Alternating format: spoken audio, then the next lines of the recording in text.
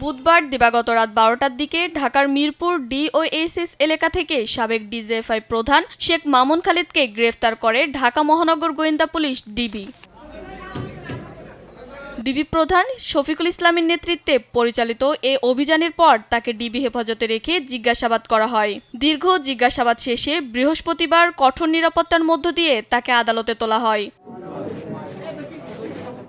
রাষ্ট্রপক্ষের আইনজীবী ওমর ফারুকি বলেন, এই আসামি ফ্যাসিস্ট হাসিনার খুবই আস্থাভাজন ছিল।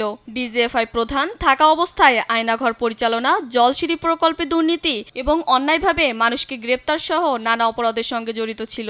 ভিগো ওয়্যার গার্ড প্রয়োজন মতো বাঁকানো যায়, অধিক চাপেও ভাঙে না। ভিগো।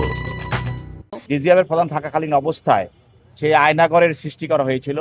সেই আয়নাঘরে হাজার হাজার শত শত নেতা কর্মীদেরকে সেখানে নিয়ে তাদেরকে নির্যাতন করা হয়েছে, অনেককে সেখানে হত্যা করা হয়েছে, গুম করা হয়েছে। বৈষম্য বিরোধী ছাত্র আন্দোলনের সময় মিরপুরে এক আন্দোলনকারীকে গুলি করে হত্যার ঘটনায় তার নির্দেশ ও সহযোগিতার অভিযোগ রয়েছে। বিজ্ঞ আদালত 5 দিনের রিমান্ড মঞ্জুর করে তাকে অধিকতর জিজ্ঞাসাবাদ করার জন্য আমাদের তদন্তকারী কর্মকর্তার কাছে হস্তান্তর করেন। এ মামলায় 7 দিনের রিমান্ড আবেদন করা হলেও শুনানি শেষে আদালত 5 দিনের রিমান্ড মঞ্জুর করে তাকে তদন্ত কর্মকর্তার কাছে হস্তান্তর করেছে।